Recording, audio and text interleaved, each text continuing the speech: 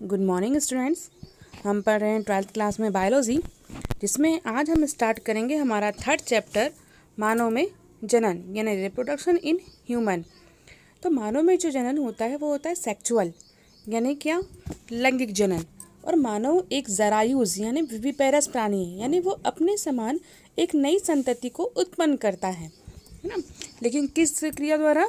लैंगिक जनन द्वारा। तो लैंगिक जनन जो हम लोग इसके पहले पढ़ चुके हैं कि लैंगिक जनन 2 प्रकार के जीवों में होता है, यानी कि इसमें युग्मकों का संलयन होगा, मेल गैमेट फीमेल गैमेट। तो इनका संलयन होता है और बनता है जाइगोट। इस प्रकार से मानव में जनन होता है। तो मानव में जो होता है जनन, इसमें हम देखते हैं कि मेल और फीमेल दोनों कैसे होते हैं, अलग अलग। ये 2 जनक मिलकर के नई संततियों का निर्माण करते हैं। तो सबसे पहले हम देख लेते हैं मानव में सेक्सुअल रिप्रोडक्शन के बारे में।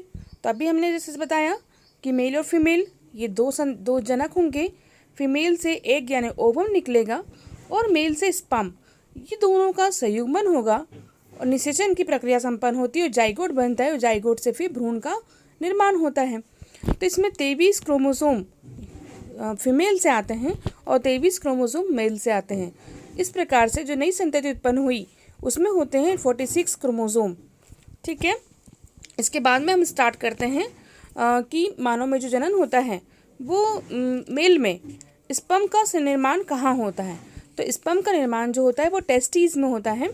ये टेस्टिस जो होती है वहाँ पर मायोटिक डिवीज़न होता है, यानी कि मियोटिक डिवीज़न यानी कि समसूत्री विभाजन। इसके द्वारा जो होता है वहाँ पर स्पर्म का निर्माण होता है। टेस्टिस में ही सर्टोली कोशिकाएं पाई जाती हैं और लीडिंग कोशिकाएं भी टेस्टिस में ही पाई जाती हैं। तो ये लीडिंग कोशिकाएं जो होती है वो एंड्रोजन्स हार्मोन का स्रावन करती हैं, जिससे कारण जो होता है वो स्पर्म को न्यूट्रिशन मिलता है। और सर्टोली कोशिकाएं जो होती है वो भी जर्म सेल को न्यूट्रिशन प्रदान करती हैं। अब हम देख लेते हैं मानव में जनन में। तो ये है मेल जनन पार्ट, मेल जनन अंग यानी कि, तो इसमें इसी से जो होता है वो स्पर्म का निर्माण होता है। तो मेल में वृषण, एपिडाइमिस, शुक्रवाहिनियाँ, मूत्रमार्ग, शिश्न और सहायक जनन ग्रंथियाँ ये पाई जाती हैं, जिससे एक स्पर्म का निर्माण होता है और सिक्रीशन होता है। ये है फीमेल जनन अंग। तो फीमेल जो रिप्रोडक्टिव पार्ट होता है इसमें ओवरी होती हैं। तो ये ओवरी में ही ओवम का निर्माण होता है। तो ओवरी जो होती है उसमें उसके भी विभिन्न पार्ट है, जो फीमेल जनन अंग है उसके विभिन्न पार्ट है, जैसे अंडाशय यानी ओवरी, अंडवाहिनियाँ, गर्भाशय, वेजाइना, भग और स्तन। तो ये जो होते हैं ये फीमेल रिप्रोडक्टिव पार्ट होते हैं। तो इसमें भी अंडाशय में यानी ओवरी में क्या होता है, ओवम का निर्माण होता है। इसके आगे हम देख लेते हैं युग्मक जनन। तो युग्मक जनन हमने अभी जस्ट बताया था कि युग्मकों का संलयन होता है। 2 अलग अलग युग्मक होते हैं, एक मेल युग्मक और एक फीमेल युग्मक, है ना। तो मेल गैमेट और फीमेल गैमेट, तो ये जो होते हैं इसी के आधार पर ये 2 प्रकार की क्रिया होती हैं, स्पर्मेटोजेनेसिस और oogenesis। यानी हम देख लें युग्मक जनन किसे कहते हैं। तो युग्मकों के बनने की क्रिया कहलाती है युग्मक जनन यानी गैमेटोजेनेसिस। चूँकि मेल और फीमेल अलग अलग होगा तो इसलिए मेल में होती है स्पर्मेटोजेनेसिस और फीमेल में oogenesis। सबसे पहले हम पढ़ते हैं स्पर्मेटोजेनेसिस के बारे में।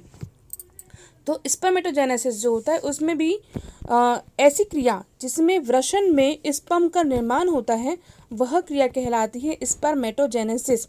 ये 3 प्रावस्थाओं में कंप्लीट होती है, गुणन प्रावस्था, वृद्धि प्रावस्था और परिपक्वन प्रावस्था। सबसे पहले होती है गुणन प्रावस्था। तो स्पर्मेटोगोनियम से, आप इस चित्र में देखिए स्पर्मेटोगोनियम जो है वो द्विगुणित है, 2x लिखा हुआ है। इसमें गुणन प्रावस्था होगी। तो इसमें एक से 2 कोशिकाओं का निर्माण होता है, यानी हम बोल सकते हैं समसूत्री विभाजन। इससे एक कोशिका से 2 कोशिका का निर्माण होता है और फिर 2 से फिर और 2 अन्य कोशिकाओं का निर्माण होगा, यानी एक कोशिका से हम देखें तो 4 कोशिकाओं का निर्माण होता है। इसके बाद में अगली प्रावस्था आती है वृद्धि प्रावस्था यानी ग्रोथ फेज। ग्रोथ फेज में जो होती हैं ये जो बने स्पर्मेटोसाइट्स जो होते हैं वो वृद्धि करते हैं, जो कहलाते हैं प्राइमरी स्पर्मेटोसाइट्स। इनमें भी समसूत्री विभाजन होता है और एक स्पर्मेटोसाइट से 2 स्पर्मेटोसाइट का निर्माण होता है, तो वो कहलाते हैं सेकेंडरी स्पर्मेटोसाइट। और फिर आती है परिपक्वन प्रावस्था। तो ये स्पर्मेटिड का निर्माण हुआ। अब ये स्पर्मेटिड जो होती है उनमें कायांतरण होगा। कायांतरण यानी वो अपने शेप में आएगा और बन जाएगा स्पर्म। तो कुल मिला के हम बोल सकते हैं एक स्पर्मेटोगोनियम से 4 स्पर्म यानी शुक्राणु का निर्माण होता है। तो ये हुआ स्पर्मेटोजेनेसिस। तो हम देख लेते हैं अब स्पर्मेटोजेनेसिस की प्रक्रिया के बाद में स्पर्म का निर्माण होता है। तो स्पर्म की संरचना यानी शुक्राणु की संरचना। शुक्राणु जो होते हैं वो 3 पार्ट में डिवाइड होते हैं, यानी 3 पार्ट में हम इसको बांट सकते हैं, हेड, मिडिल पीस और टेल।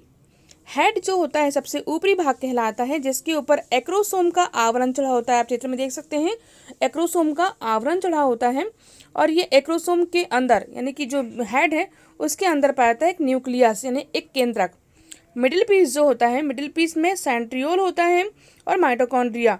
माइटोकॉन्ड्रिया जो होता है इसको मूवमेंट करने में, क्योंकि स्पर्म जो होता है वो चल होता है, मूवमेंट कर सकता है, तो इसको गति प्रदान करता है, उसको ऊर्जा प्रदान करता है। और लास्ट का जो पोर्शन होता है वो कहलाता है टेल, जिसमें फ्लैजिला लगा होता है। तो इस फ्लैजिला के द्वारा ही स्पर्म जो होता है वो गति करता है। इसीलिए जो नर युग्मक है यानी मेल गैमेट, वो उसे चल युग्मक भी कहते हैं। तो ये जो स्पर्म है वो चल युग्मक कहलाएगा, यानी वो मूवमेंट कर सकता है, इसलिए वो चल कहलाता है। अब इसके बाद हम देख लेते हैं oogenesis। तो अंडाशय में होने वाली वह क्रिया जिसके द्वारा एक अंडाणु का निर्माण होता है वो क्रिया कहलाती है अंड जनन या oogenesis। ये भी 3 प्रावस्थाओं में कंप्लीट होता है, गुणन प्रावस्था, वृद्धि प्रावस्था और परिपक्वन प्रावस्था। इसमें भी सबसे पहले एक कोशिका से एक oocyte से 2 कोशिकाओं का निर्माण होगा, 2 से फिर 4 कोशिकाओं का निर्माण होता है। और इसमें भी ग्रोथ प्रावस्था आती है, वृद्धि प्रावस्था आती है, तो ये वृद्धि करती हैं। वृद्धि के बाद में इनमें फिर म्योटिक विभाजन होता है। तो इसमें 2 कोशिकाएं बनती है, लेकिन एक कोशिका बड़ी और एक कोशिका छोटी बनती है। छोटी कोशिका को हम बोलते हैं पोलर बॉडी और बड़ी कोशिका को बोलते हैं हम oocyte। अब ये oocyte में फिर विभाजन होता है, तो फिर 2 कोशिकाएं बनती हैं। आप नीचे देख सकते हैं, एक बना एग यानी ओवम और दूसरी बनी पोलर बॉडी। तो कुल मिलाकर के जो जेनेसिस है उसमें 3 पोलर बॉडी का निर्माण होता है और एक ओवम का निर्माण होता है। जबकि स्पर्मेटोजेनेसिस में क्या होता है, एक स्पर्मेटोसाइट से 4 शुक्राणु का निर्माण होता है। स्पर्मेटोगोनियम से 4 स्पर्म का निर्माण होगा और वहीं एक ओवोगोनियम से एक ओवम का निर्माण होता है और 3 पोलर बॉडीज का निर्माण होता है। अब हम देख लेते हैं ओवम की संरचना यानी अंडाणु की संरचना। तो ये जो अंडाणु होता है ये फीमेल के अंडाशय में पाया जाता है। जैसी फीमेल यौवनावस्था में प्रवेश करती है तो पीस ग्रंथि द्वारा जो होता है ये ओवम का सिक्रेशन के लिए अंडाशय को प्रेरित किया जाता है।